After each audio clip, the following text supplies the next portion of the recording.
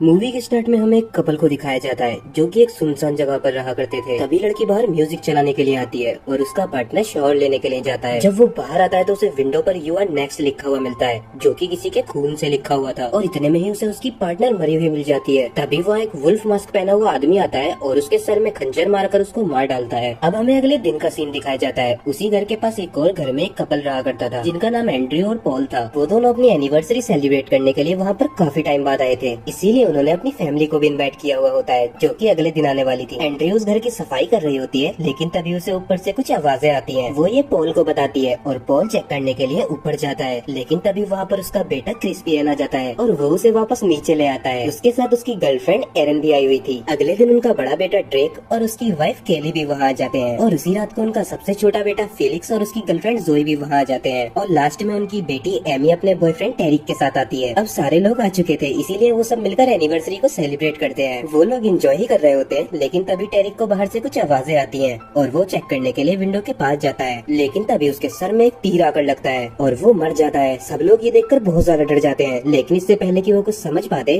वहाँ पर और भी तीर आने लगते हैं और एक तीर उनके बड़े बेटे ड्रेक की कमर पर लग जाता है। वो पुलिस को कॉल करने का ट्राई करते हैं लेकिन उस घर के सिग्नल सारे जैम कर दिए गए थे, लेकिन फिर भी एरन एक मैसेज पुलिस को डाल देती है ताकि जब भी नेटवर्क आए तो वो मैसेज डिलीवर हो जाए। सब लोग बहुत ज्यादा डर चुके थे लेकिन एरन बहुत ही समझदारी से काम लेती है और वो सबको समझाने लगती है। अब वो सब डिसाइड करते हैं कि एमी भागकर घर के बाहर जाएगी ताकि वो पुलिस को कॉल कर सके। एरन और पॉल गेट को खोलने के लिए तैयार थे और एमी भागकर गेट के बाहर जाने लगती है, लेकिन वहाँ पर एक वायर लगी हुई थी जिससे कि एरन का गला कट जाता है और वो उन्हीं के सामने मर जाती है। एंड्रयू अपनी बेटी को अपने सामने मरता हुआ देख बहुत ज्यादा रोने लगती है और उसे समझाने के लिए पॉल ऊपर रूम में ले जाता है और एरन अभी भी वहाँ बहुत समझदारी से काम लेती है। वो वहाँ की सारी विंडोज को बंद कर देती है और किचन में से एक बड़ा सा चाकू ले लेती है। वो किचन की विंडो को बंद करने जा रही होती है लेकिन तभी उसके ऊपर एक टाइगर मास्क पहना हुआ आदमी हमला कर देता है। एरन उसी चाकू का यूज करती है और उस टाइगर मास्क वाले आदमी के हाथ में घुसा देती है और वो वहाँ से भाग जाता है। ऊपर एंड्रयू अकेली थी और वो बहुत ज्यादा रो रही थी, लेकिन तभी उसके बेड के नीचे से एक वुल्फ मास्क पहना हुआ आदमी बाहर आता है। वो उसे देखकर बहुत ज्यादा चिल्लाने लगती है, लेकिन इससे पहले वो कुछ कर पाती वो उसके चाकू मारकर उसे भी मार डालता है। सब उसकी आवाज सुनकर ऊपर आते हैं और उन्हें दीवार पर लिखा हुआ मिलता है यू आर नेक्स्ट, जो कि एंड्रयू के खून से लिखा हुआ था। अब सब और भी ज्यादा डर जाते हैं और वो सब नीचे आ जाते हैं, लेकिन कैली ऊपर ही थी और तभी उसे बेड के नीचे से कुछ आवाजें आती है और जैसे ही वो बेड के नीचे चेक करती है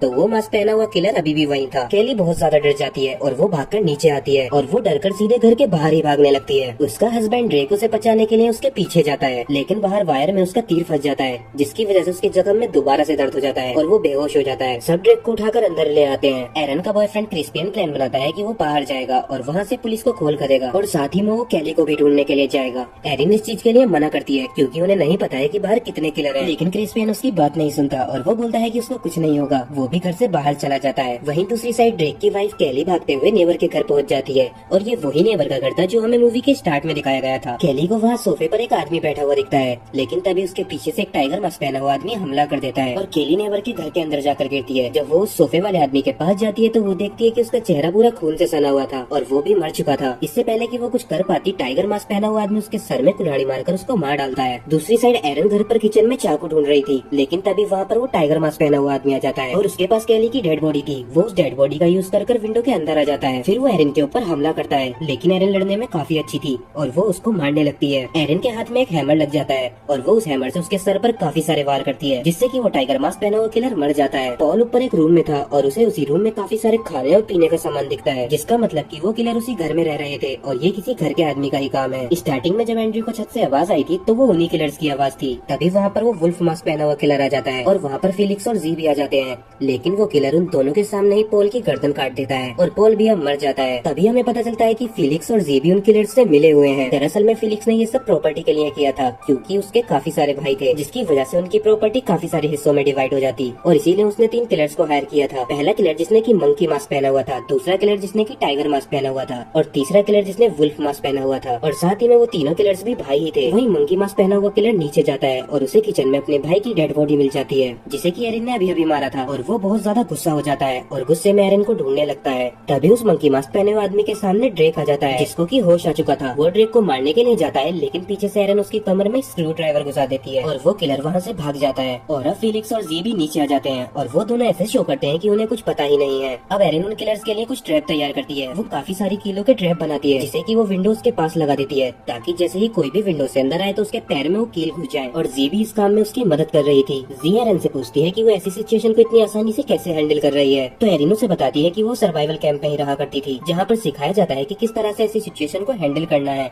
मौका मिलते ही जी एरिन को मारने की कोशिश करती है, लेकिन वो उसे नहीं मार पाती। नीचे फिलिक्स के साथ ड्रेक था और वो भी ट्रैप तैयार कर रहे थे, लेकिन तभी फिलिक्स ड्रेक के काफी सारे चाकू मार देता है और उसे भी मार डालता है। एरिन ट्रैप तैयार करने के लिए ऊपर जाती है और वहाँ पर उसे पॉल की डेड बॉडी दिख जाती है, लेकिन तभी उसके ऊपर वो वुल्फ मास्क पहना हुआ आदमी हमला कर देता है और एरिन उससे बचने के लिए विंडो से नीचे कूद जाती है, जिसकी वजह से उसका पैर भी बहुत ज्यादा जख्मी हो जाता है। लेकिन वो चालाकी से वापस बेसमेंट के रास्ते से अंदर घुस जाती है और वो वहीं एक जगह बैठी रहती है। किलर घर के अंदर आता है, लेकिन उसका पैर एक ट्रैप पर पड़ जाता है, जिसकी वजह से उसके पैर में काफी सारी कील घुस जाती है और वो चिल्लाने लगता है। उसकी आवाज सुनकर वहाँ जी और फिलिक्स आ जाते हैं और वो मास्क पहना हुआ आदमी फिलिक्स पर बहुत गुस्सा कर रहा था, क्योंकि उनके लिए तो ये बहुत इजी होने वाला था और उनका एक भाई भी मर चुका है। फिलिक्स उसे बोलता है कि इसके बदले उसे और भी ज्यादा पैसे मिलेंगे। वहीं एरन ये सब सुन लेती है, लेकिन एरन ने जो स्टार्टिंग में पुलिस को मैसेज सेंड किया था वो अभी डिलीवर होता है, क्योंकि वो अभी घर के बाहर गई थी, जिसकी वजह से उसका फोन में आवाज हो जाती है और वो किलर उसके ऊपर हमला कर देता है। एरन घर के बाहर भाग जाती है और वो दोबारा से दूसरे गेट से घर के अंदर आ जाती है। वो मंकी मास्क पहना हुआ आदमी एरन को ढूंढ रहा था, लेकिन तभी एरन उसके ऊपर चाकू से हमला करती है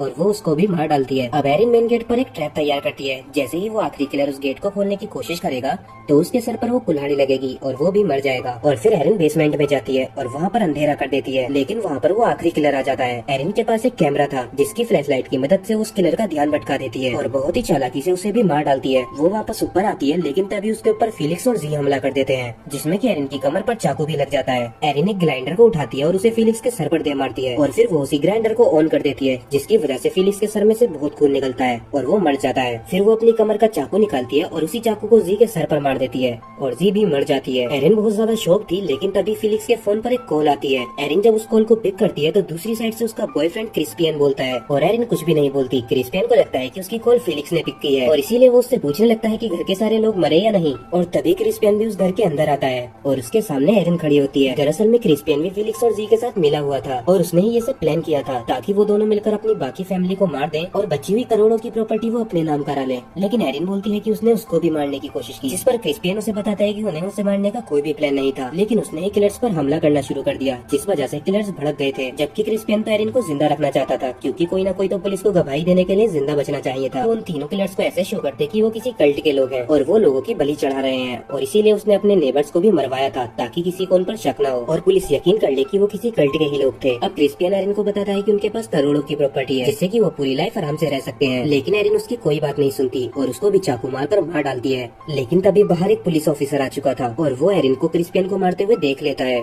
जिसकी वजह से उस पुलिस ऑफिसर को लगता है कि एरिन ही किलर है और वो उसके शोल्डर पर शूट कर देता है। फिर वो बैकअप को बुलाकर उस घर के अंदर आने की कोशिश करने लगता है, लेकिन एरिन उसे गेट खोलने के लिए मना करती है, क्योंकि वहाँ पर वो ट्रैप लगा हुआ था। फिर भी वो पुलिस ऑफिसर घर के गेट को ओपन कर देता है और वो कुल्हाड़ी उसके सर में लगती है, जिसकी वजह से वो मर जाता है और यहीं पर ये मूवी खत्म हो जाती है।